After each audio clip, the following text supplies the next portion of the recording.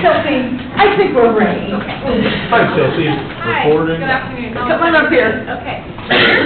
Yeah, there. Should I sit down? Wait. Whatever you're comfortable with. Okay, I can sit down. Just make sure the microphone's on. We'll tap it there. Oh, there's a button, there's a yeah. button, power button. And you'll see the green one. Yeah, there you go. There you go. Yep. I was shaking everybody's hand, but there is a lot of sickness going around, so I will give a little wave to everybody. Thank you for having me. My name is Chelsea Bransfeld, and I'm with Duneland School Corporation. Just a quick, I know I have a short amount of time, but I just want to give a quick kind of introduction. My role this year is Student Support Services Coordinator, and that is a big umbrella for a lot of different things. I've kind of listed it all out here for you. But one of the biggest things I do is just kind of coordinate and facilitate and serve as a liaison between the district, our families, our community, and all the schools within the district. And so this year, these are just a few of the things that I'm working on. And ultimately, the goal is to serve our student and to get the best student outcomes that we can. And we know to do that, we have to focus on more than just academics. And that's kind of why I'm here today. This is my 18th year in education. This is my 5th at Duneland, so I appreciate the opportunity to come talk to you guys. Just a quick couple facts about our district, in case you're not familiar. We are a K-12 district. We have 5 elementary buildings, 2 intermediate, 2 middle schools, a high school, an alternative school, an online school as well. We just recently shifted and split our middle school into 2. To make it a little bit smaller, and so now we have 2 5-day campuses. So that has been a new shift and a change. We have about 5,800 students, a lot of staff. We have about 860 staff, about 350 of them are certified. Below are just, what we're committed to within our district, and then our vision and mission statement at the bottom there. So I put this picture here because in my role, I'm fortunate. I do serve all of our buildings, and so my lens that I'm looking at, and when I'm working on whatever it is that we are focused on at the time, I get to see it from the district perspective, how that will impact each of our school buildings individually, how that is going to relate and translate into the classroom, and then ultimately, how is it going to affect students.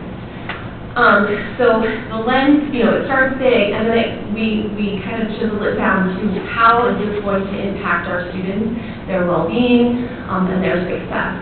Off to the side there, just a little image of community, because one of the biggest partnerships that we have is our community partners. So in my role, I've been trying to build, we have established relationships, obviously, from the district before I've been there. But my goal this year has been really to reach out and continue building and finding new community partners to support our students.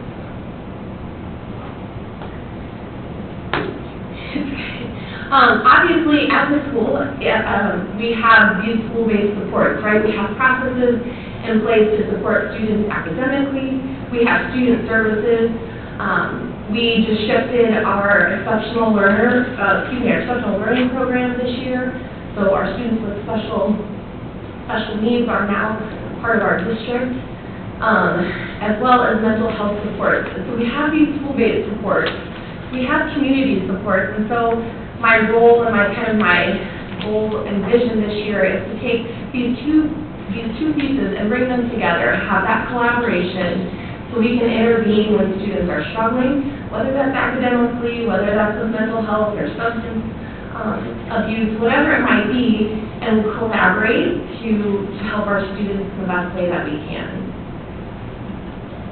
This is a snapshot. So one of my roles, I guess one of my tasks at the beginning of the year that I gave myself was to kind of see what we already had within the district. What is the scope of what exists? Kind of take a look at it from a K-12 perspective. This is a very rough outline of what I was doing with that. I just wanted to show you visually, see where the gaps were, and then work to fill some of those gaps. So we talked a little bit, what do we have in our curriculum? What do we have as extra programs? What do we have from community partners? And as you can see, there are some gaps, or we have some schools doing something, and, you know, one of the big things within our district this year is giving students equitable resources and access to things that they might need. So this is kind of my starting point. This is what led me here. Like, okay, we do have some gaps. We have, and I don't want to say gaps, we have some opportunities to work on things. This was on my first slide. One of the biggest jobs that I've been focused on this year is our multi-tiered system of support. So what can we provide all students? What does every student have access to? What do we provide to students who need intervention? They're not successful with what we're providing. So what can we provide for intervention? And lastly, how do we really provide wraparound supports for students who continue to struggle? And so we call those Tier 1, Tier 2, Tier 3. Sorry, there's some education jargon in here. But I've been trying to develop and refine what we have at each of these levels for our social-emotional learning, and then also for our substance abuse prevention. So there are a lot of different things. Those are two just kind of images that I've shared with principals in our schools. But I believe that what we can do with our mental health and our social-emotional learning and substance abuse, if we can really refine those processes, we have an opportunity to serve students who are struggling. And we know if they're struggling socially, emotionally, or with their mental health, that is a barrier to learning. And so ultimately, if we can help remove those barriers, we're hopeful for student success. I'm probably putting facts up here that you already know, but I just wanted to kind of show the connection. Our students come to us with a bunch of different risk factors. Not all of them have the same risk factors. Some of those can include, genetic vulnerabilities, family history, stress. I'm sure you guys have heard of ACEs or traumas that students come with. And so I'm just going to tell this little fact. More than 1 in 4 adults living with serious mental health problems also have a substance abuse problem. And I did cite some of my facts in my presentation. It's at the bottom.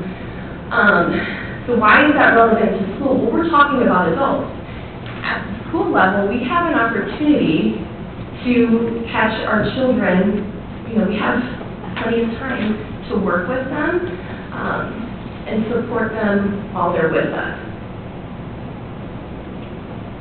A couple others. Can we just, Sure. I just want to ask a quick question. Absolutely. What do you think is the biggest red flag that you see that you're identifying? I mean, that teachers are looking for, and if they see this, then they know that student potentially is at risk. That's a big question. I don't know if there's one thing in particular, and that's, but I would say a couple stand out. Attendance is one.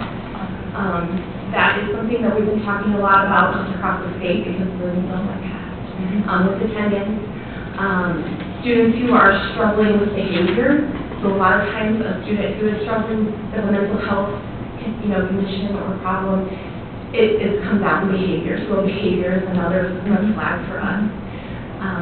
As well as if a student struggling academically. So that's why we've been really focused at Duneland and talking about the whole child, because it's been isolated for a long time. Like, oh, they're struggling with math.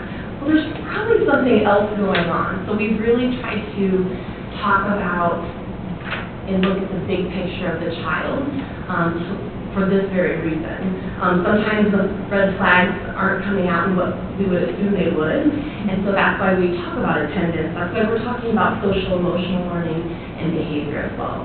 That was a long answer to your question. No. I was just curious as Sure. to what are the things that, and I can see how attendance is definitely one. Yep. I have a question in regards to this, and all this material is really informative. But with the money that you're getting, what exactly, when it says expansion of student abuse programs, what exactly are you looking to do with that? Okay. Are we going to get to it? We are, but I can I can fast forward.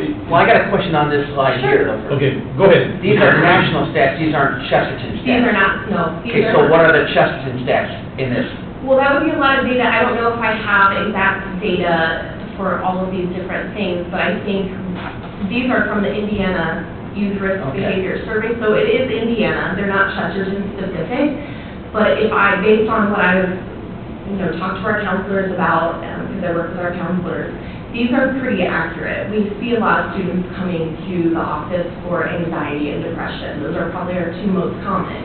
I don't know if the ones that are high school students report mental health, but that's across Indiana. So that's in the context of the state.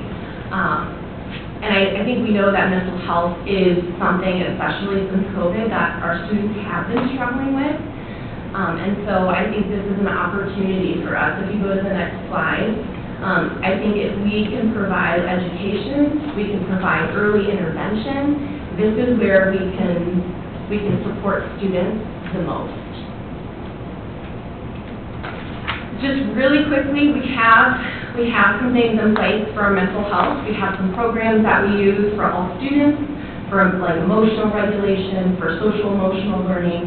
We have partnerships with Porter Stark and Crown Counseling for those students who need extra levels of support. And for substance abuse on the next slide, we don't have a ton, but we have a lot of, there are some free opportunities for us to work on the education piece and alternatives to suspension. There are some programs that are free. If you don't mind going to the next slide. And we also have something called the Positive Life Program. So if you're a privileged or student who is in a privileged activity in Chesterton, grades 7 through 12, and you violate, you have a vape or you find that there's a substance on or whatever, you are enrolled in this program. This is an preventative educational program where I work with students kind of one-on-one through some educational material. We meet, we connect, I provide some wraparound services if they need access to things.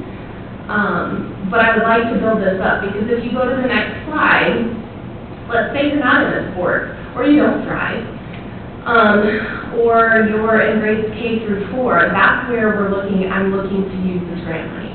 I'm looking to develop our screeners, so looking for those risk factors or those red flags. I think the better we can get at looking at those and finding them earlier, we're being preventative rather than reactive, and I think we have more success when we're preventative.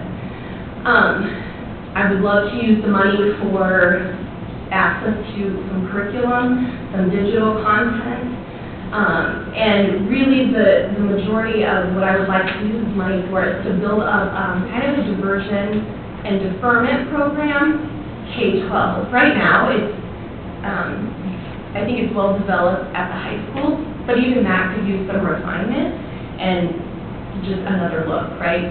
We always want to make sure we're using up-to-date, accurate resources and interventions. So I think that's an opportunity for the high school, but I would also like to then develop the K-8 world so that we can have a consistent and aligned programming for the district. I have a question for the panel here. I don't see anybody else here yet, and she started at 3:08, which her full 15 minutes would take her to 3:23. Would it therefore been just let us continue on and for a little bit more? I mean, seeing how no one else is here. I don't mind that. Yeah. Okay, so if there's more questions, get better details, so. Sure. Anytime. Yeah, absolutely. This timeline I would also put into the application.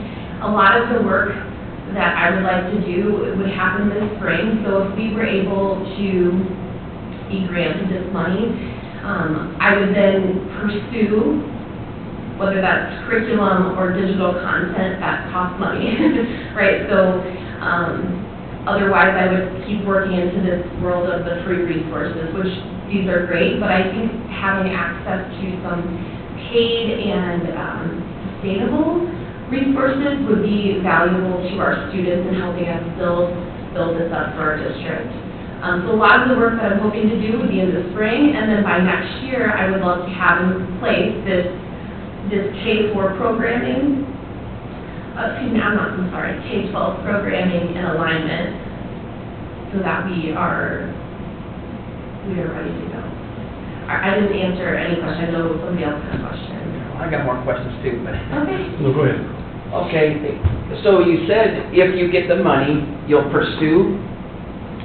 You don't have any idea, like, it would've been nice if you would've said, there's these programs out there and it's this, and this, I feel they will help, and they're gonna cost $3,000, $5,000. So it sounds like you want the money first before you're gonna look for programs. If you don't mind going back to slide, I had put on here that our high school uses a program called Human Relations Media, and it costs about $2,500 for a set of the CDs.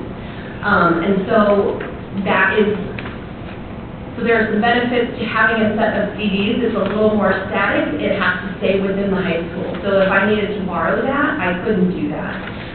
So that's something that if I did have access to the money, that would be, I could get a set for both middle schools. That would be a start, I guess, for both of our 5-8 campuses. So it would be able to serve grades 5 through 8. Because it isn't, we're not just passing around the CDs then. Each would have a set. But you deal with all those programs, right? You're in charge of all those programs? Oh, sorry, I'm sorry, what program? I don't know, your role, it sounds like, is this you're here because this is your program, or is this the school system's program and you're on behalf of them, you're asking for this money? This is a new role, so I reached out, yes, from the perspective of my role, but it would be for the district. So if I got the CDs, I wouldn't take them with me if I ever changed district. It would belong to... No, I don't mean that. I mean, why would you need 2 sets for the middle school if you're the one that does the programming? Wouldn't you bring your CDs with you to this school versus that school? So you may not need twice the money, just 1 set of money. Does that make sense? Yes, it what I'm does. asking? It does. The high school has their own kind of version of this. If I'm able to expand, I would be looking for a partnership with a teacher, a counselor, someone at that building to help with that programming, to house it there. Right now, how I'm currently used, if a student has a violation, the Positive Life program, I meet with them, we have a meeting with the family, I kind of explain what the program is, I meet with that student 3 times. But if this were expanded to students who weren't in a privileged activity, just, they're not in any sports or drivers or clubs, I wouldn't be able to do that myself for 5,800, or not 5,800, like 4,000 students. So that's where I would have a partnership with the schools. Okay, so you haven't found another person in those facilities yet to partner with if you get this? I would partner with a counselor. Okay, and they would take on this role? And maybe, because would that be a money thing that if I'm doing more work, I mean, because I worked for a school system for many years, I know how it works. People don't do things for free. So this counselor might say, okay, you're putting more stuff on my plate here, I'm already overwhelmed because most counselors are. And then you're going to present this to them, they might say, yeah, I'm not doing it, or if you're not giving me money, or is the superintendent understanding all this too? Absolutely. Okay. Yep, Dr. Bennett and I, this is something that he's aware that I applied for, he knows what we're doing, he understands the vision that we have.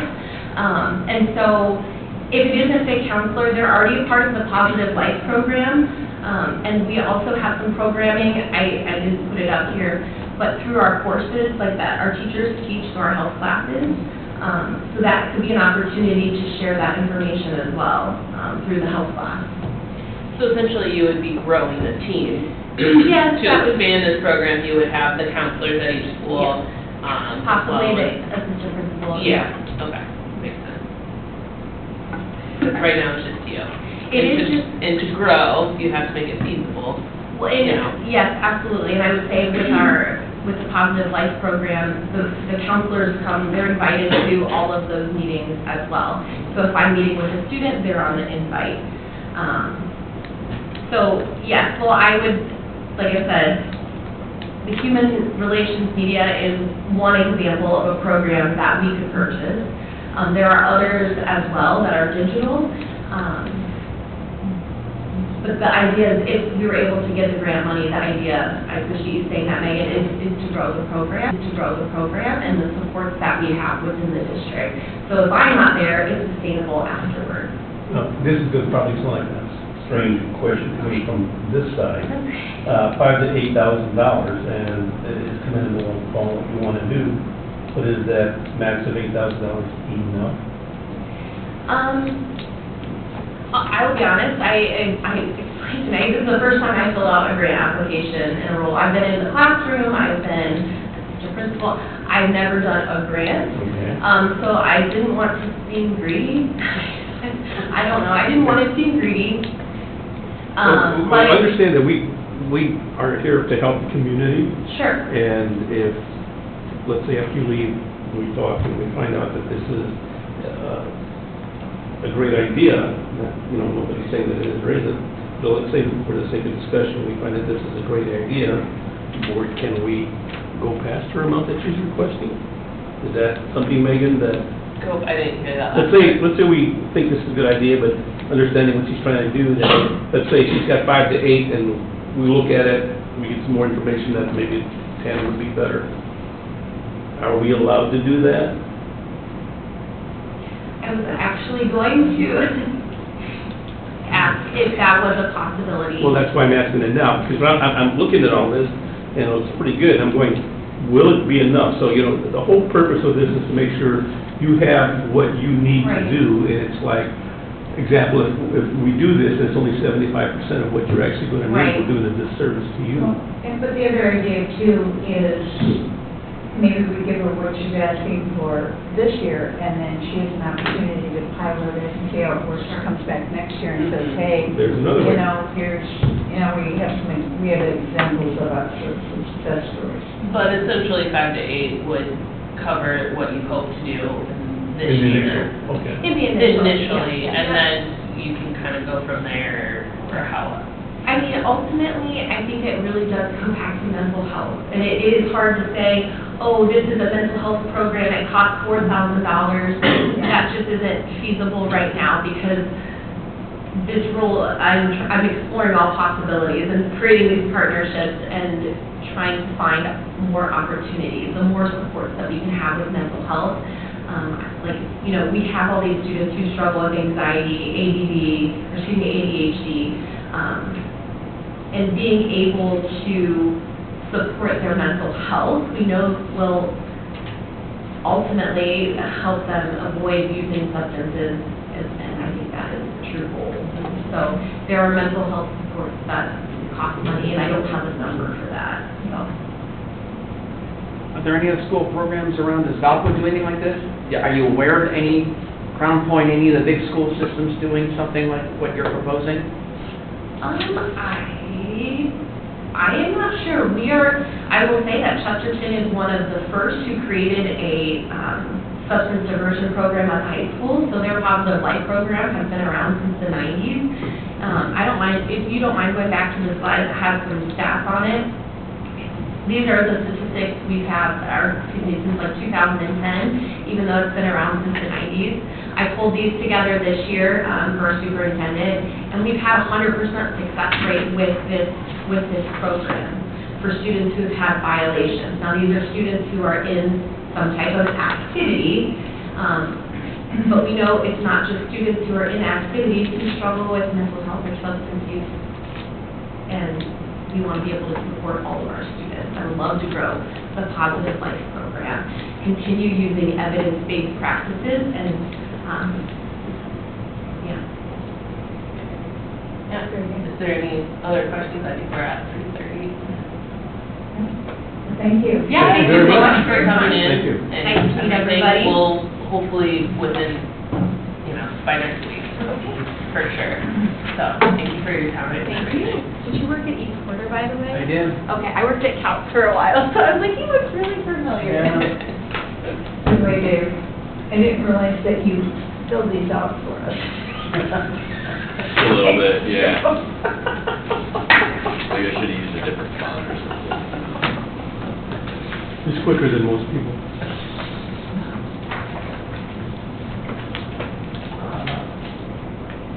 Andy, Sir. Jesse's running a little bit late, he had an emergency came up, not him personally, but. Thank you. Thank you. Have a good day, have a great weekend. Yeah, he said it's like 50/50 that he's gonna be here, so, Okay. yeah.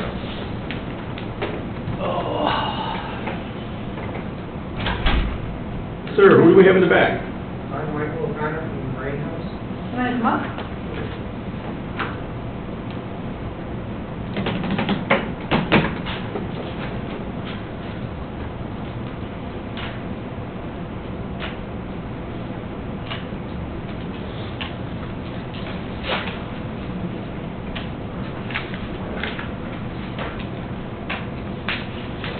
How's everybody doing?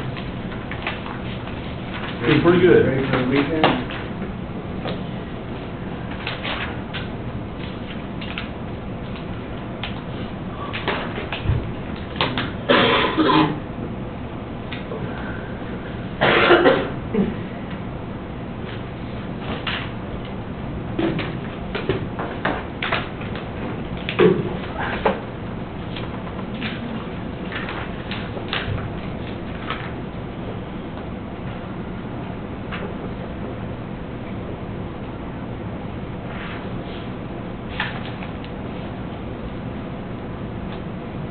I don't have a slideshow or anything. That's That's okay. You've got me. Do you have anything for us? Yeah, would you want me to? Oh, here, get Can you turn on the mic? that little, yeah, that's a little bit lower. There you go, the green light. Hello? There you go. So, first of all, I wanted to make note that, I got a week's notice. Someone gave us the grant opportunity the week before it was due. So, I did the best that I could. I got a couple of board members together and thought about what would it be nice to do next. And so this project is what we came up with. I did mention in this grant application that we are getting opioid settlement money from the city to do some home improvements. And when we got together, one thing that we were missing that's very important is the client's rooms. We have 5 client rooms, and they're in desperate need of repair. They're in desperate need of this, actually, what the proposal is, what the estimate is. It's been just like, if there's a hole in the wall, you cover it up, or if you put Band-Aid on the problem, it's just been like that.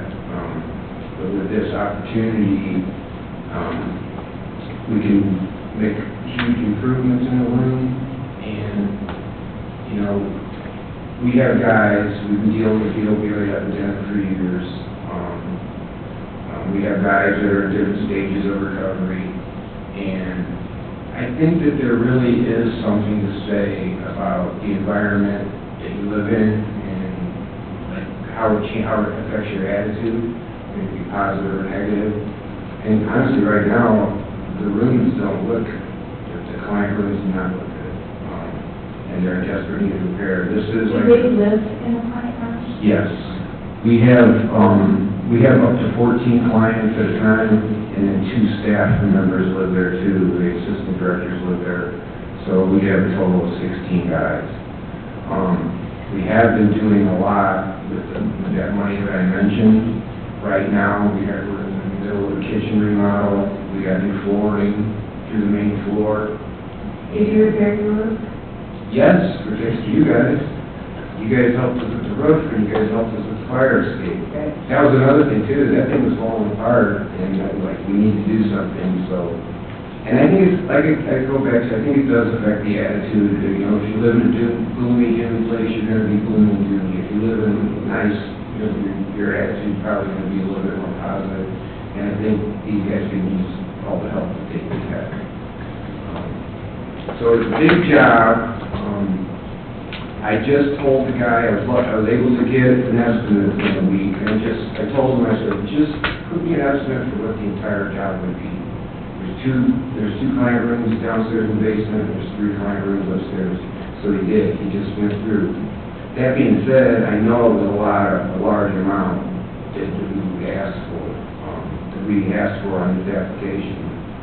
But it could also be done in increments too. We think we had most of the money that we got from the city spent already, the projects we have lined up. We have new electrical service. We're kind of trying to work on the foundation, the guts of the house, make sure everything's good, furnace is good, plumbing. And that's what we're taking care of with that. So this would be the next thing that we would like to do. And another thing too that I wanted to make note of that you guys, may be interested in is next year, 2026, will be the 50th anniversary of the Marine House. It will have been in operation for 50 years next year. And we plan on doing things around that. We'd like to have an open house, maybe a fundraiser at the house, things like that. And it would be really nice if, we're having people in there to see, what we've done, what we put into it, and how the client area is a much more livable space than it is. That he did also make, on the estimate too, wanted to make some changes, because the way that it is right now, there's 2 rooms that actually have bunk beds. And they got a big closet that goes along one wall that nobody ever uses. So in the proposal, he had to take that out, and we could get rid of the bunk bed and put it in 3 single beds. And that's more better, because nobody wants to be on the top bunk. And I get guys coming in the house, weigh 200 pounds, and they'll say, hey, you're in the top bunk. But that's another thing that we'll be able to do, and it'll be more comfortable for the clients. So we did want to kind of make a big deal about next year being our anniversary, and we're taking this year and do everything we can to make that house. So can you talk about what kind of services you're providing, and how do people get to your house in the first place? We are considered a post-treatment recovery home, and that means that it's kind of a split. I'd just say close to half of our clients come right out of treatment centers, and the other half will come out of jail. And so we have, it's a 12-step house. It's based on 12-step recovery. So there's requirements of being a resident in the house. You have to go to at least 5 AA or NA meetings a week, at least 5. You have to get a sponsor that'll take you through the steps. We also have counseling that comes in. She has a group that's done once a week, and she also does individual counseling for the guys. And, we're challenging them to take advantage of this opportunity that they're given, because, just because I'm thinking about it, I'm going to say that I'm a product of the Marine House. I came to the Marine House in 2013, and I just celebrated 12 years of sobriety in January. Congratulations. So the things that they have you do is what changed my life, and I really took advantage of it. We had 46 clients last year, and we have 12 graduates. It doesn't sound great, but it's a little bit higher than the percentage of what a normal year would look like. So, and we already have 2 graduates so far this year, so we kind of take pride in that. So, just talk about the program. How long is that program where they become a graduate? How long are they allowed to stay in the house? It's a 6-month program, 180 days. So, and it's some people that, like I said, 46 and 12 graduates, it doesn't mean that the other amount that's left over all left on bad terms. Some of them just felt like they had gotten enough out of the house maybe 4 or 5 months, and then they left on their own. So there's always that too, and that of course affects our graduation numbers, but Do you have go ahead. Do you provide meals for them? Or Yes. Yep. And we have a kind of unique system too, because we have 5 rooms, 5 client rooms. Each day of the week, a different room is responsible for making dinner. We provide the food. I got freezers and fridges in my storeroom, but each room has to make a dinner a different night of the week. And then we always have stuff for people that need it. If they need something for lunch, we got it. If they don't have anything, I always got stuff in the storeroom to take care of them. But that's the one main thing we do. It's kind of like, we'd like it to be like a family setting, that the team work together to do it, and then they all dine together as well. And we hope that there's some kind of bonding that happens by doing that. It's kind of just done on purpose like that way. And they also have chores, everybody has a chore at the house, from the ground to the kitchen, to the basement, to the upstairs, everybody's got a different area that they have to take care of. And, you know, I think that what we do too, I mean, recovery is our main objective, but I think another goal of ours too is to make these guys productive members of society.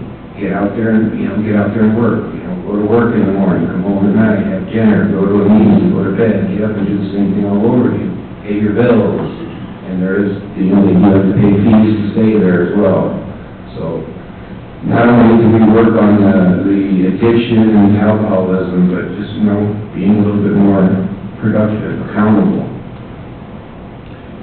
Do you have repeat individuals coming, and if so, how many times are they allowed to repeat, or is this like, as you say, like family, you don't want to turn them away? It is tough, but our bottom line is we basically have a 3-strike policy. That after the third time, if it's not working out anymore, isn't really going to make a difference. You need to try something else. But that's also up to me too, as the executive director. Just because they have 3 strikes doesn't mean I'm going to automatically take a guy back. Anybody that brought drugs into the house or failed a drug test, I'm not real likely to get them back into the house. So some people, like I said, some people might have left it 4 or 5 months and thought they didn't work out, maybe they wanted to go back. Yeah. So we do have a 3-strike policy, you get 3 shots at it. Would you, be getting any other bids for the repair? With this one, I did not because of the time frame, this happened to be the guy that's doing our flooring remodel, knew a guy, and he said he'd give me an estimate within a week, so that's what I went with. I think I was starting to say it a minute ago, I didn't finish. It doesn't, if we don't get that total amount, it doesn't mean we're not going to be able to do anything. Whatever we're given, that's what we're going to put it towards, and start somewhere. How much money did the city give you? It was $10,000 a year, I wrote it down wrong on here, it was $10,000 a year for counseling, we did that. And then it was, there was an exact dollar amount, I don't have it on me, but it was $79,000 something that we got for home improvements, and we're about halfway through it now. So you got $79,000 from the city as well as the $10,000? Yep. And I have to send them reimbursement forms every month with the invoices and forms that need to be filled out. We did get that from the city this last go around. Is there cooking, or do they do their own cooking there at Marine House? Besides dinner? Yeah. Yeah, we have, that's another thing we try to do is kind of have a structure, teach these guys what structure is. They all say they want structure, so we try to give it to them. And one of the ways is, the kitchen is there, but besides dinner, you can only use it at specific times. So people aren't going in and out of there all day, thinking they can take anything they want, things come up missing. So we have specific times for breakfast, specific times for lunch, specific times for dinner. And in those times, they can use whatever they want in the kitchen. They can use the oven, the stove, the microwave, whatever it is. They also have some of those things downstairs in the basement. They have their own microwave, refrigerator, coffee maker. So if they want to cook something, they gotta do it in that time slot, but they're welcome to use whatever they want in the kitchen. As long as they're cleaned up and put away by 12:30, I'm okay. I got a couple more, it's like a 2-tier question here. You got $30,000 a year for counseling advertisement. How would you plan on using that? And why do you need to what would you gain by advertising more counseling services? I don't know. Well, it's on the Like sheet. advertising. I don't know, that's why I got it on my sheet. Or did you already receive the 30,000? We have to send in a reimbursement form every month. Oh, so that's. Okay, so those are funds you've already received? The 79 and the 30 of it. Yeah. Okay. That's my mistake there. No. Oh! Yeah, That wasn't at the last meeting, I though. put together the cheat sheet based on quick notes from the application, so I must have just Oh. classified that. I was wondering that too. Yes. So. But any money that you would get from us, it would really go towards those 5 rooms. Yes.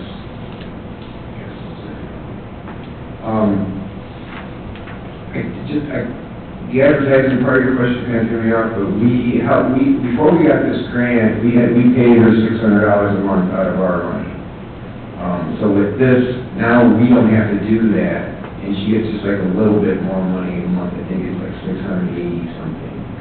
So that helped us because, I mean, I don't know, doing math is $600 a month. So that was coming out of our account. And so now and that's for 3 years too, by the way. $10,000 is for 3 years. Are you full all the time? You have a waiting list? Yes, it's always on full or near full, and it's been a unusual year because historically in recovery houses, your attendance goes down in the summer because they're still out there and it's warm out and they'll sleep on whatever they got to sleep on. And when it gets now, this past year, we never had a problem with it. Like you said, the house was full and I had people calling and sending me applications all the time. So we've been full or near full for a little over a year now. And again, we work with the treatment centers and Carrie Sliga from the Porter County Jail. She gets the guys' applications and then they send them to me and I go from there. And thank you again, by the way, for those projects that you did and help us with. That house badly needed a new roof and fire escape as well, so we do appreciate that. And we would always, anything we get, we're putting it into the house. And maybe if we get some kind of thing together next year after our anniversary, you guys will be able to come over and if you would like and see everything.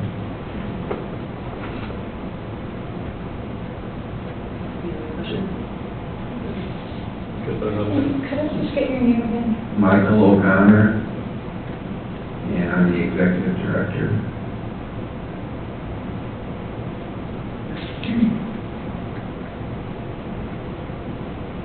Rain House was actually there for me a couple of times in my life because of, I told you about when I went there in 2013, and then when I was going through this with my leg, when I left the house as a client, I pursued my career as an electrician, so I've been doing electrical work, and then I've had multiple surgeries on my leg. I wasn't getting any blood flow. They kept trying to put new arteries down there, and eventually they would fail. I went through that for 3 years, 4 surgeries, and I said, I'm done. So I couldn't do electrical work anymore. But the Marine House at that time needed a director, and I was on the board, actually. I've always been involved with the Marine House. And they needed a director, and I needed a job, and it's good. It's good for me with my condition, and so the Marine House is there for me then at that point in my life as well. Thank you very much. My pleasure. Thank you, guys. Mr. O'Connor, if you please, you take my card, I wrote it on the back for you, so that it may help. I'm an organic produce farm. Oh, yeah? Yes, sir. That's why I was asking if it was cooking. Yeah, I mean, I'm going grocery shopping every other week. Well, right now I'm not growing a whole lot. Yes, sir. Still got people coming in today? Yeah, just 320 right back there. All right, good. Thank you guys again for your time. I appreciate all your help and thinking about us. We appreciate it. Have a good weekend. Thank you. Yeah.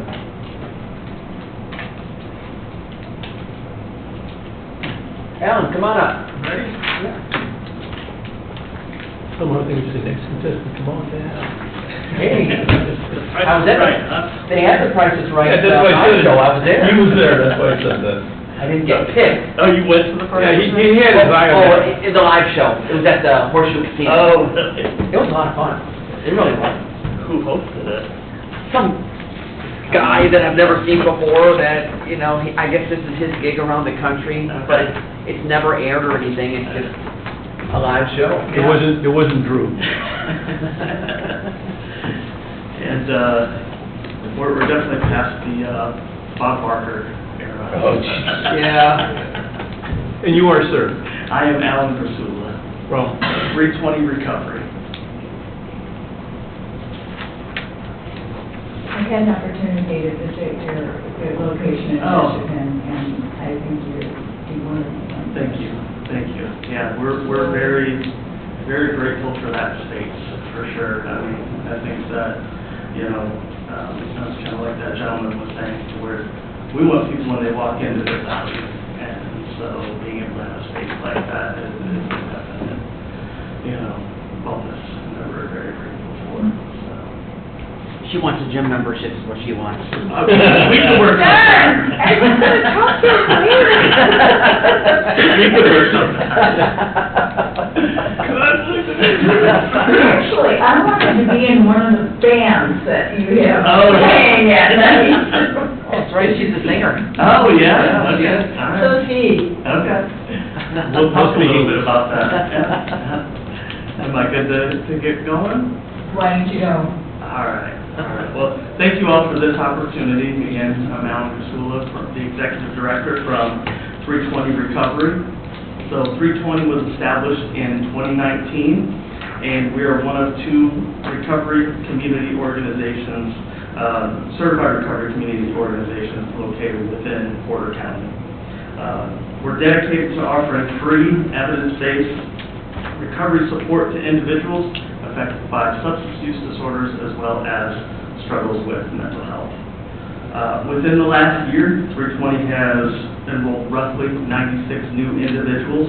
Within the past year, our group size is roughly 12 to 15 per group. We just did a group last night that was, I think we had 25, but on average we're 12 to 15. Over the past year, we've had 200 people come through and participate in the variety of in-depth services that we offer. And our approach recognizes that recovery is not one size fits all.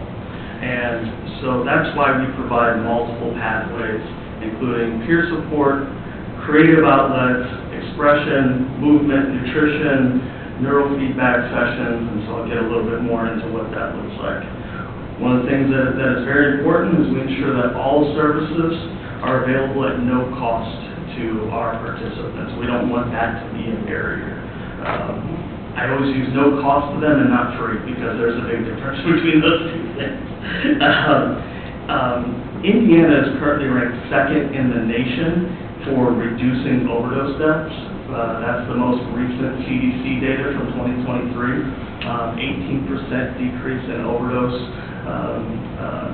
fatalities, so that's a significant number. And I think one of the main factors that plays into that is what's been done with distributing things like Narcan.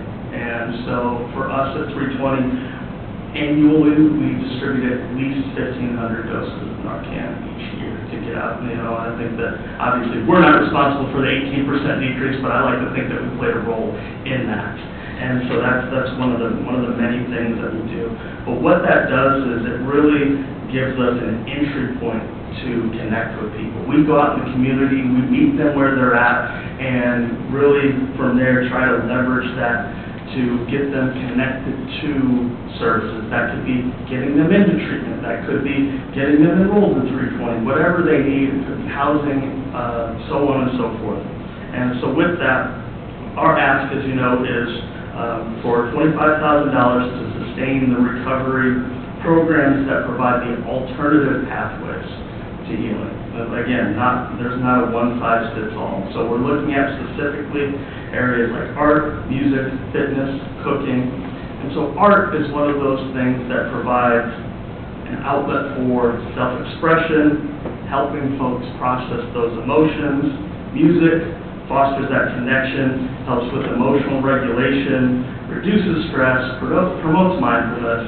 Fitness supports both mental and physical well-being, improves mood, reduces cravings, and strengthens resilience. Cooking and nutrition teaches individuals how to fuel their recovery with healthy meals. That's one of the things that I feel like is not talked about enough, that connection between healthy eating and feeling good. And so that's something that we do. These programs provide structure, engagement, and overall holistic support for these multiple pathways to recovery. Each of these plays a critical role in stabilizing recovery. Research shows that engaging in creative expression, physical movement, and structured wellness activities significantly reduces cravings, improves emotional regulation, and strengthens long-term recovery. So at the heart of this program is our facilitators. So we have recovery coaches as well as facilitators. And there's nobody knows how to do everything, right? And so our recovery coaches do a great job of leveraging their own lived experience and bringing that to the table. But they're not also musicians and chefs and fitness instructors and all of those things. And so that's where the facilitators come into play.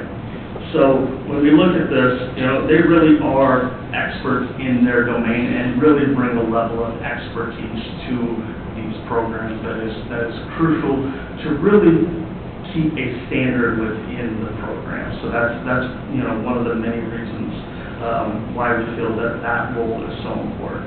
Currently, those positions are not funded at all, so we're carrying those costs, but it's something that we believe in, and we believe in making sure that these programs are of quality, because that's what the folks deserve when they come in.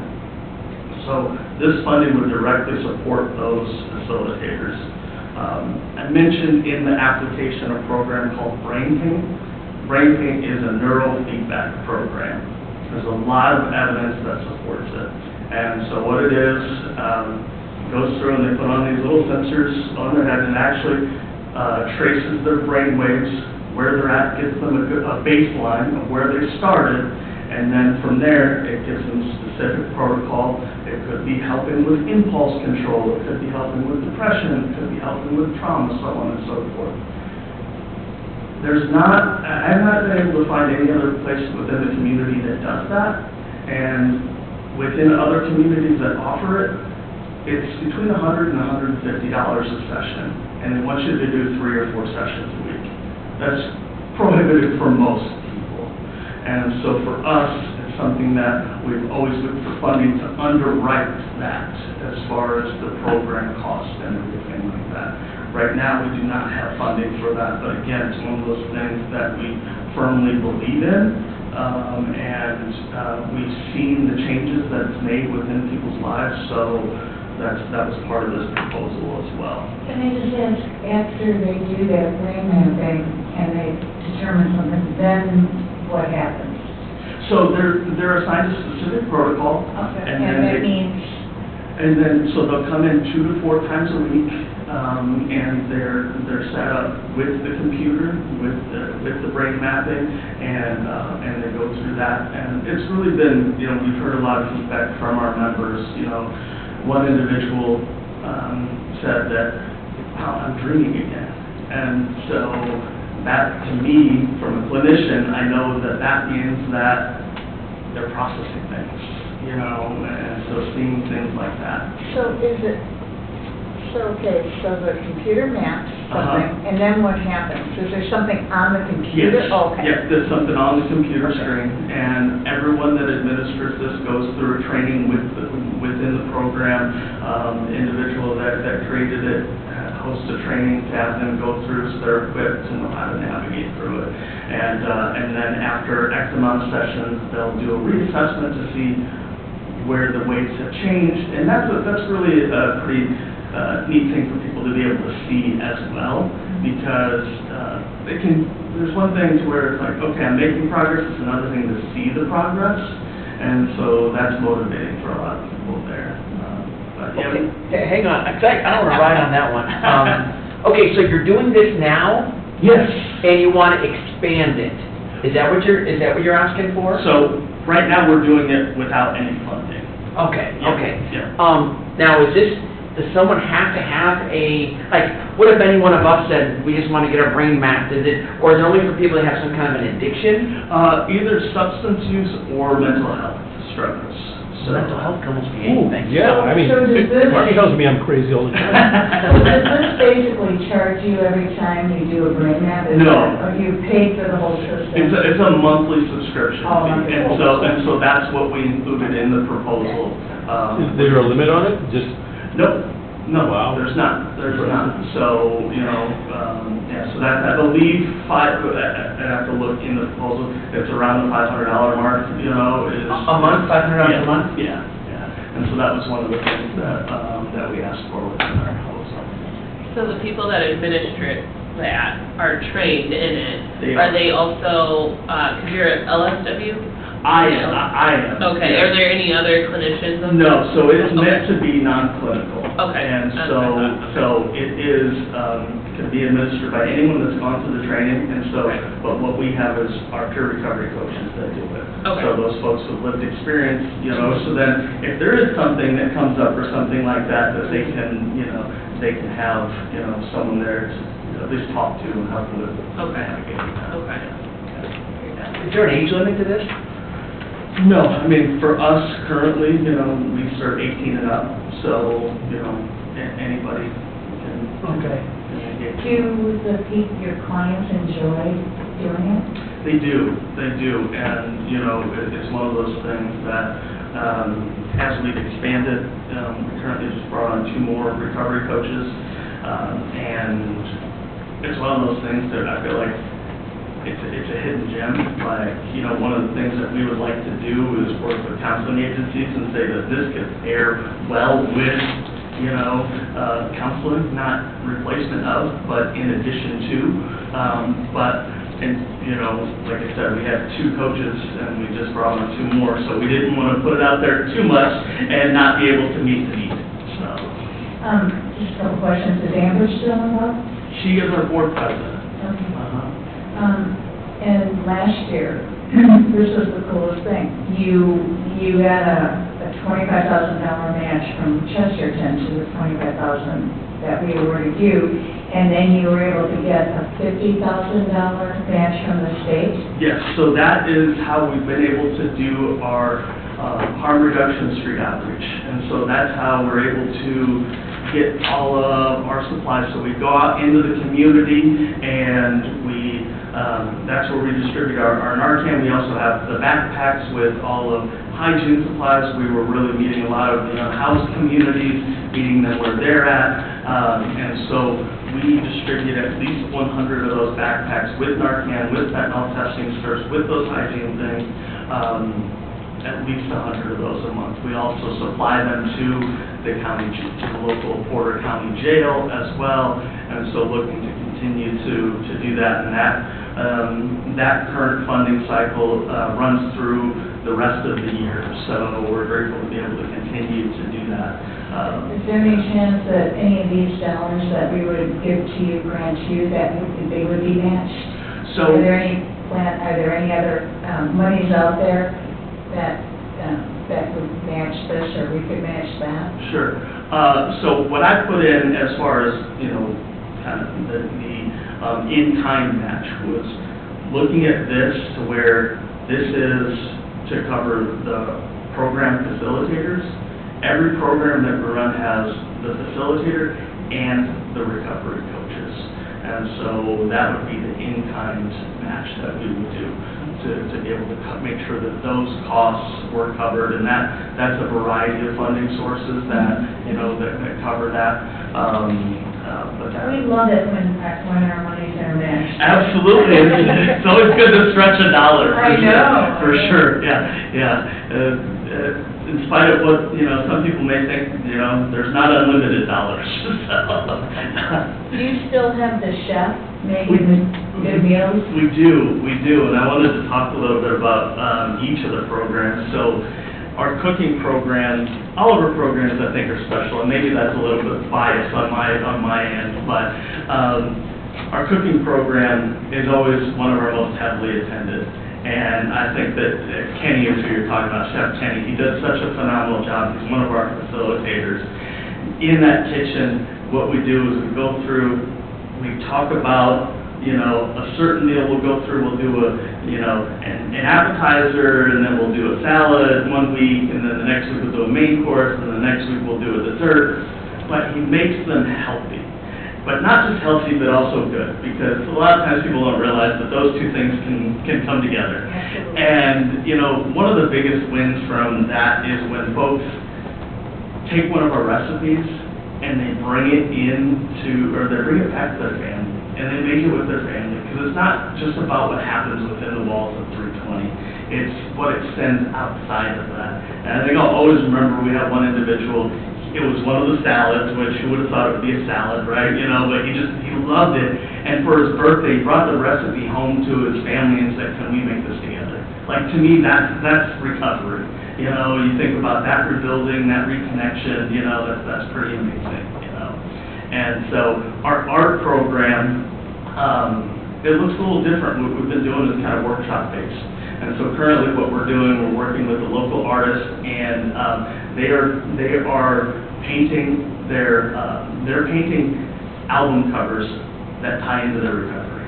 And so one of them, we have, one person did Fleetwood Mac's Rumors, another did Guns N' Roses' Appetite for Destruction, but what it does is it creates a natural discussion and community and connection, and that's what we talk about, is kind of those multiple pathways and giving people just, a different way of connecting, and it's really pretty amazing.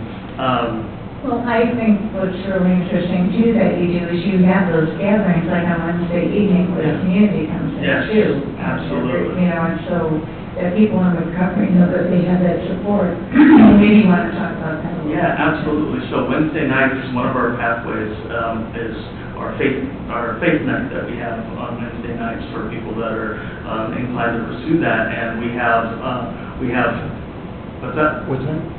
It's Wednesdays at 5:30, and it's different than our other nights because it's open to the whole community, and it really is cool to see folks that connect together that normally probably wouldn't. And so we have music, we have a meal, and we have a message that ties into the recovery process. And so that's our biggest attended night, because it is not just our participants, it's the community at large. This last year we broke a record for attendance for that. I think we had 67 people there, which is really significant. So yeah, that's a highlight for sure. Our music program, we went through a lot of different iterations of what that looks like, and last year I think we found a really solid kind of way of doing that, and so it's almost a type of creative writing that they do. We wanted to make it accessible to everybody, towards like, I love music, I can't play a lick, you don't want me to try to sing, none of that stuff, but I'm very passionate about it. How can we connect people to where it's like you don't have to have a certain musical talent? And so it was a huge hit, and what we would do is we would have them pick a song that was related to a topic. It could be grief, it could be celebration, so on and so forth. We would talk about it again, creating a natural discussion, and then they would write. And what they did is they came together and they wrote a song together. So at the end, so again, community, that's what we're about. And at the end of the day, my joke is always, the older we get, the harder it is to get connected to a community. I always talk about, young kids can go up to someone and say, hey, I'm Alan, will you be my friend? Like, if any of us tried to do that now, we'd get some really strange looks, right? And so providing those natural things to do with that. Our fitness program, as a couple of you have been able to see, it's an amazing space. And my thing when I came on as the executive director about a year and a half ago or so, said, I want to make sure that everything we do here is recovery facing, because there's lots of gyms. There's lots of gyms in Chesterton. What are we doing different? And so what we do with that is we have a topic that we talk about. I actually met with a family member the other day that was struggling, and they asked, they said, can we go and do something, because just sitting there and talking just doesn't work for me. And we went for a hike, and it's kind of the same thing, to where when people are moving and, and finding things like that. But the great thing is with that too is the fact that when folks enroll, we call them members or participants, they can come in at any time and have access to our services. So they can come in and they can work out at the gym. They can come in and they can grab some of the musical instruments that we have, they can come in, you know, they can't access the kitchen just because of safety issues and all that stuff, but they can come in, they can work on artwork and just really creating a safe space and that community for folks, I feel like is really, really important. So, that's where we're at. We, you know, at the end of the day, we believe that recovery is a lot more than just about sobriety, you know, and it's about connection, it's about connecting people with passions, you know, giving them that sense of community, and that's what I feel like we've done since 2019, and, you know, continue to look to grow and stay on the forefront of just continue to come with innovation. I also observed that you have some prayer warriors that also come in on a regular basis and they pray for the people. Absolutely, You know. absolutely, yeah, and that's something that, you know, we're very grateful for on Wednesday nights. Again, if people are interested in the faith side of things, you know, we put out, you know, prayer cards, if that's something, hey, you need prayer, and, you know, it's anonymous, but they put them in there, and, you know, and they can, you know, we've got a group of really great women that will take those and make copies of them, and they pray for those folks, you know, every single week, so, yeah. That's all I got. So if you haven't been there, Yeah, you need to go if you haven't been there. Where exactly is that, was going to be my question. 320 Calumet. Yep. It's the address. It's the old Ace Hardware, if you're familiar with that. Oh, yeah. Yep. It, So, you know, it's interesting, you look at that building, and it doesn't look like you could fit all of what you have inside that building. Yeah. It's just, but when you get in, it's, you know. It's not bigger than what's the name, I've been in the old Ace Hardware, that's Yeah. why I know where it's at. Yeah. In Chester. yeah. I'm pretty much Chester, and born and raised, and so, I remember going to the old Ace Hardware, and, you know, I'm like, oh, this is where the paint section was, and, you know, and so it's pretty neat to see that, and, yeah, but we'd love to have anybody that hasn't been there yet, and we'd love to have you back if you've been there before, so, yeah. Any other questions?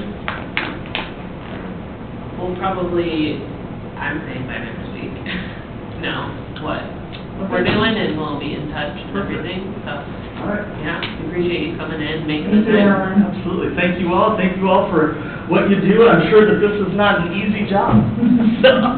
Alan, as well, I'm an organic produce farmer. Okay. And anything I can do to help, in the back. Thank you. We'll be out there in But that could be another vector, you know, you could have them come around on vegetables. Absolutely. I'm a master gardener as well. We love that. We actually had someone come in this week that was they're a bread maker, and so you know, finding people with kind of those specialties and things like that, and kind of. If they don't have a yard, you can container them, and I have plants that are specific, like tomatoes, cucumbers, certain things that are specific for containers. So if you live in as long as you got a south-facing window, or you get at least some strong afternoon sun for a little bit, Yeah. it'll work out. I love that. Yeah, I'll even bring the seeds. So we do like quarterly events, just something that our members wanted, you know, and so we did, it was last spring, our theme was planting seeds of hope. And so we went through and they planted different, primarily, you know, herbs and things like that. And we had them in the windowsill, and it was cool for them to come in, take care of them, see the growth, you know, it kind of correlates with the recovery process, but I definitely will take you up on that for sure. So, all right. Thank you all. Take care. Thank you. I'm gonna miss someone. Hopefully this means you get to get out early. No, we have one more for the. Oh, it's okay. You know what? So we have two people that haven't RSVP'd yet. So Jacob is from PRA. Yeah, He did email me, yeah. and I completely missed it. I just emailed him back. He has to come next week. Okay, what time? So I asked if he could come at 3:30. Okay. We have a few minutes. We have So you want to get your Aaron. brain scan, don't you? We have an Aaron from the caring place at 3 next week. Right, we have the Karen. And then Marie, or Maria, from the VNA never responded, so I was gonna probably reach out to her Okay. one more time to see if she would come next week. Yeah, I like probably read it and on my brain, Jacob's email, kind of feel bad. Hello, you wanna come up?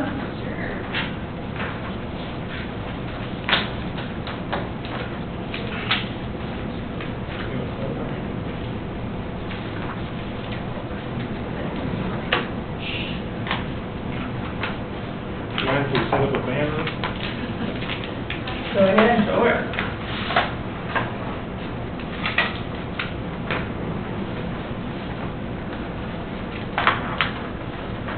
And I'm just gonna keep these nameplates back in there, because we'll, just so we have them again for next week, rather than putting them away. Because I don't think we have any meetings before then. Council meeting on Tuesday, but that's not mine. Is That's that- not, yeah.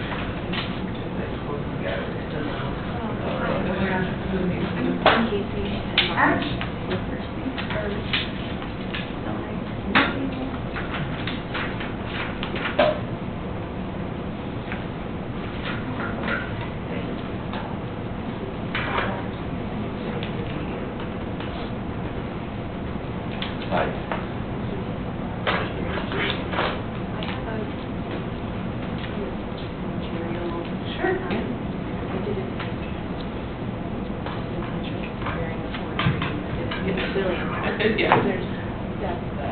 Okay. Perfect, thank you.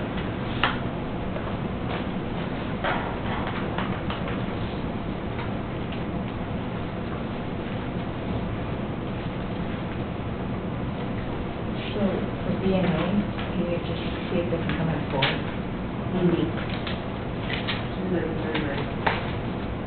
If you have 3 at 3:30.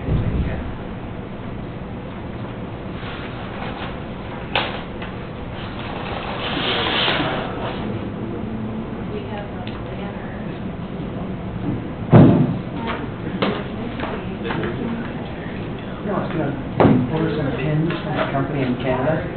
They tariff them 20%. Those are pins. I'm like, are you kidding me? Well, now you have another one. Oh, there you go. Put another one. Yeah. Very good. I mean, it's something I just don't understand. Hello.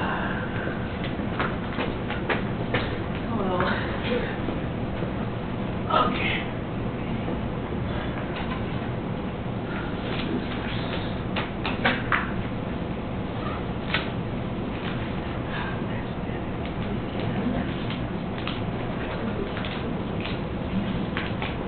Andy said, somersault, we're flexible here. Thank you. Do you have to be able to be picked up on mics, I guess? Yeah, that would probably wouldn't hurt that penny. I don't think. What? Sit by the mics. Oh, yeah, please. Unless you want to stand, then we can give you a portable mic. Oh. Unless he's gonna be like that, and, he'll be doing this with his, presentation. There's always an option. There you go. Just make sure your mic is turned on, there's a little green thing that They goes should be. on when you're on. I think they should both be on. It's on. Yes. Great. Okay. Yes. Yeah. Thank you. You may be on. Does this sound okay? No, press it. There you go. Oh, that's Yes, Yeah. there you go. Thank you so much for having us here this afternoon. My name is Casey Tenmars. I'm the Associate Director for First Things First Porter County, and we're just thankful for the opportunity to be here today.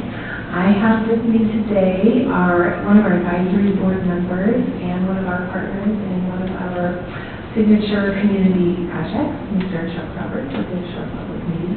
I am your President and CEO of Lakeshore Public Media, just down the road in Maryville, and we are here today to talk about First Things First. Yes, so First Things First Porter County, we focus exclusively on prenatal through 3-year-olds here in Porter County. We're very thankful to have that opportunity to focus on this very important demographic for our county. And we are requesting today $125,000 from this fund to invest in this root cause issue for our community here in Porter County. As you may know, when we talk about prenatal through 3, this demographic really impacts every aspect of life. So health outcomes, educational outcomes, human capital, economic development, and of course, our choices and impacts around substance use as well. And so, as you may also know, there are so many studies that show that the best investment truly is in early care and education, and we take it even further to say prenatally. There are several different studies that exist through Professor Heckman's work at the University of Chicago and many, many others that talk about that impact and investment anywhere between $8 and $13 return on investment in early care and education. At First Things First, we have a focus on the entire system of care and that entire network of support surrounding prenatal through 3, and we currently have, I count 10 signature programs. Mary Jane says, no, it's really 5. I really count 10 signature programs out there. But highlighting today for you some examples, our Help Me Grow program, our Healthy Steps program, our Building Blocks multimedia project, as well as our Collaboration Challenge grant. And I know we only have 7 minutes, so I'm almost going to conclude with talking just briefly about those and ending on Building Blocks, and that'll transition over to our partner Chuck. So Help Me Grow is a centralized access point connecting families to local resources and mental health resources at a time where we could address what might be going on with moms so that we can help mom to be able to help baby to really end the cycle of substance abuse. Healthy Steps is where we are working to embed an early childhood specialist into every pediatric practice in Porter County. We started this program with Associated Peds. Again, a very early intervention program where we would be able to help mom, family, and baby so that cycles of substance abuse are broken. We currently have 10 Collaboration Challenge grants that we have awarded out into the community. I have brought 3 examples because we're just starting to get those types of materials back in the door. And without First Things First and our focus around the prenatal through 3 ecosystem in our community, those programs would not exist. And Building Blocks would not exist in our community either without the backbone infrastructure support that is First Things First. And so with that, I'll turn it over to Chuck to talk a little bit about his experience and his role. Madam Chairman and Council, my name is Chuck Roberts. I've been in Northwest Indiana for 2 years now. I came from West Virginia, and this is a little bit of backstory, but when I was there, we had a senator come to us and say, I want you to solve poverty. I want you to do a documentary that solves poverty. And we worked for a 1.5 years shooting, talking to economic development experts, all sorts of folks, and had nothing. Didn't have anything cohesive that made sense. And I went to my editor's room, and I saw this little folder that had a child's face on it. And I said, what's that? He said, it's this early learning thing. I said, click on that, let's see what it is. And right away we had experts, just like we had Dr. Jeffrey Nagel on Building Blocks, talk about how your brain as a human develops more within the first 3 years of your life than it will for the rest of the entirety of your life. And I said, that's it. That's the only thing that touches on everything else in your life, economics, education, where you'll be, quality of life, is those first 3 years. So when I moved here, I was trying to find the why. Why am I here? And I ask that question often, why am I here? It's not an existential question, it's a fact of the matter, trying to get stuff done question. And I went to many different chamber events, and it never failed that at the end of most of them, this term, early childhood development, early childhood learning came up. So there's all these different things pulling in different directions. And I said, that's it. We've got to shine a light on all the resources that do early childhood development, because that's the one thing that affects everyone. And so when Mary Jane and Casey brought me this, I thought, well, I don't know of anyone else in the region that is doing more networking, more putting more people together, and putting funds in front of people doing good work than First Things First.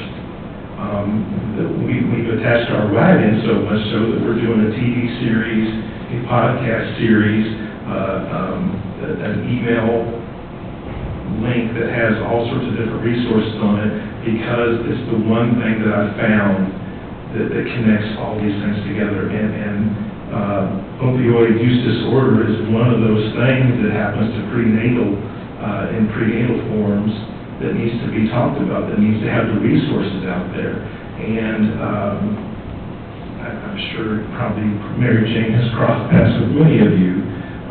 She's a force. She gets things done and brings people together. And that's why I see it as the most worthwhile shepherding I've seen of resources and entities since I've been here.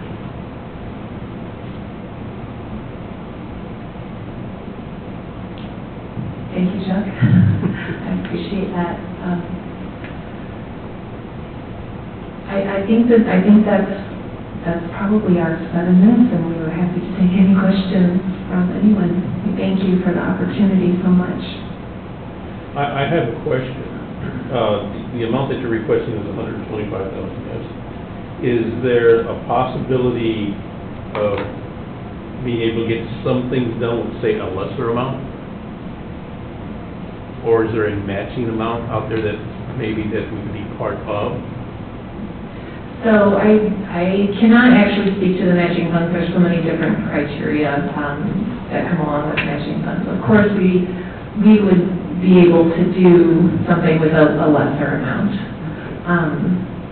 We would. And you work in conjunction, from what I'm reading your little program, which was really cool, working with 320. We are. So they're one of our collaboration challenge grant winners from this past year. So we're entirely a backbone entity. We're collective impact and field catalyst work. So that means that approaching 90% of the funding that we have secured currently is already earmarked and is going to be re-granted out into the community. So we exist to strengthen the network. As part of that, we have $10,000 collaboration challenge grant winners to do innovative programming, and so Recovery 320, along with their other partners, are putting on this very innovative programming and have brought together their various client lists in order to more comprehensively serve moms and those with very young babies through their programming. How long has First Things First been in existence, just out of curiosity? So about 4 years ago, and that's actually a great, I should talk about that. So 4 years ago, the Porter County Community Foundation did a very comprehensive community-driven needs analysis through their board of directors, asking what would be a topic that the whole community should be focusing on. And so they spent quite a bit of time. It was fairly intensive drilling down and understanding through their board and through the community what that should be. And they landed on early childhood because it is a root cause issue affecting so many things and has so much potential. So 4 years ago, it was decided that early childhood would be the signature topic that the Porter County Community Foundation should focus in on. From there, a committee was formed, and they asked Mary Jane to come and consult on that topic and sort of lead that topic. And so it's sort of a department of an initiative of the Community Foundation at that time. And it was just over 2 years ago, First Things First filed for its own 501c3, so it has been its own entity for the last just over 2 years. We are still enjoying a very nice, mutually beneficial, if you will, relationship with the Community Foundation. Our office is located in that building. We have some shared services, which also helps with costs, and so we're very thankful for that relationship. What kind of partnership do you have with because I see the perinatal mental health, training with Birdie is,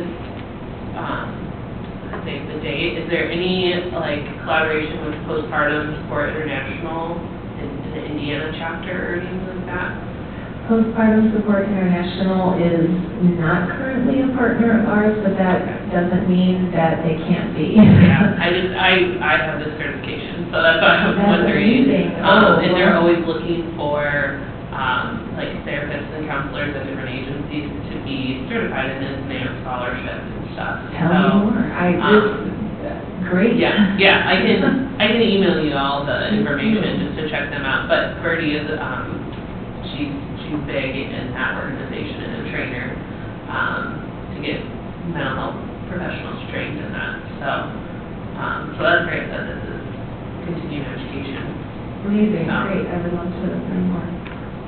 So what exactly, you're saying networking, what exactly, with any money that were to come to you, would they go to be a little bit more definitive in networking?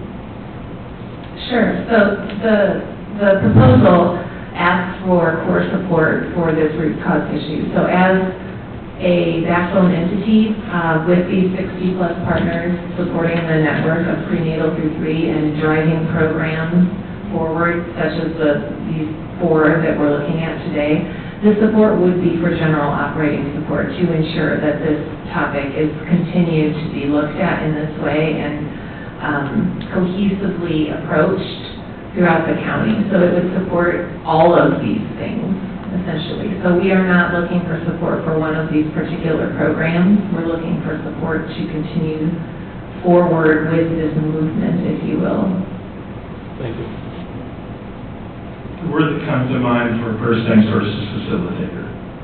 They find the people in the community that are doing the work that need the help, and those people find First Things First, and they make things grow.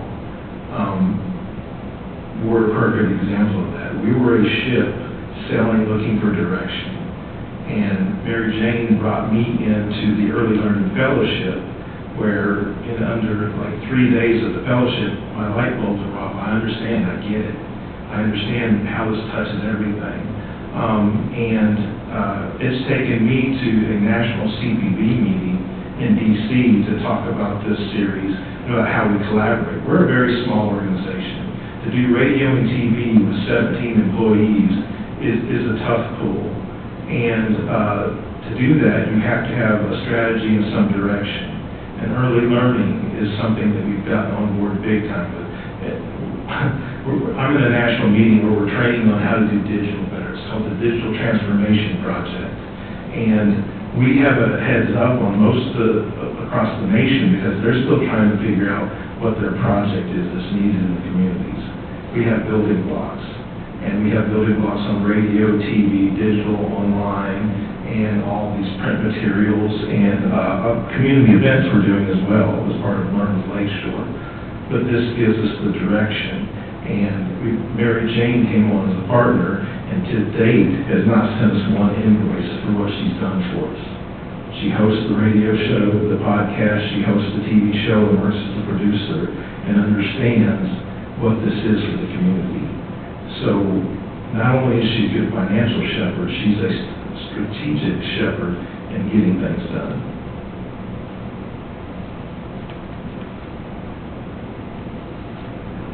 I don't have any more questions. Next question.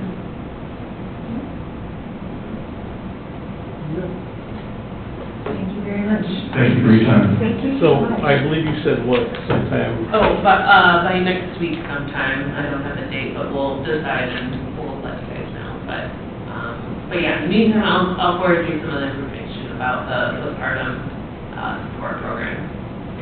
Great, thank you. Yeah, of course. That was one of the discussions I had in DC. They were wanting to know the measures of the stuff we create, the TV and radio. And they have a system called Ready to Learn. They want to know how many people were enrolled. And I was listening to the other GMs talk, and I sat back in my chair and I pushed my paperwork forward. And I said, right now, Indiana has the third worst maternal mortality rate. I said, that's the measure I want to fix. I said, we're 54th and infant mortality rate, I said, that's the measure I'm looking at. I don't care about logins and clicks. We're talking real world stuff. And, yeah, it's a great organization, and, one of my old coworkers from Porter Stark is the Indiana, chapter president, actually, on an Indy, and they're always looking for, at different, counseling centers to get, therapists, trained in it, because it's a completely different approach to therapy. So, and to integrate it into hospitals and things like that on labor and delivery floors, and so it's good stuff. So they're always looking to partner and branch out, so I can hook you guys up. Please. definitely. So now you said Indiana's bad, what's Porter County's rate? For the FEMA, so it's probably in the packet, so I do not have that number off the top of my head. Because really, I mean, because realistically, we want that money, you know, Porter County based, so if, Oh, yeah. I know it's gonna sound kind of weird, but if the issue is other counties that's driving up that number, what's Porter County? We wanna help Porter County for Porter County. Oh, yeah. Oh, of course. So that's what I'm saying, you know, I just wanted to, okay, It's in there somewhere. okay. Speed read. There you go. You ever heard of Thank you Evelyn so Wood? much. By the way, I've heard this Evelyn Wood? presentation a number of times, so. Thank you.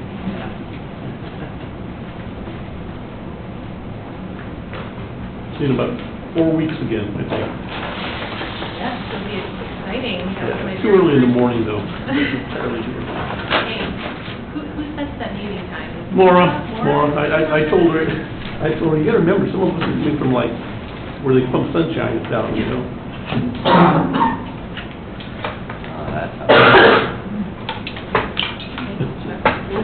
I was wondering, because I've seen like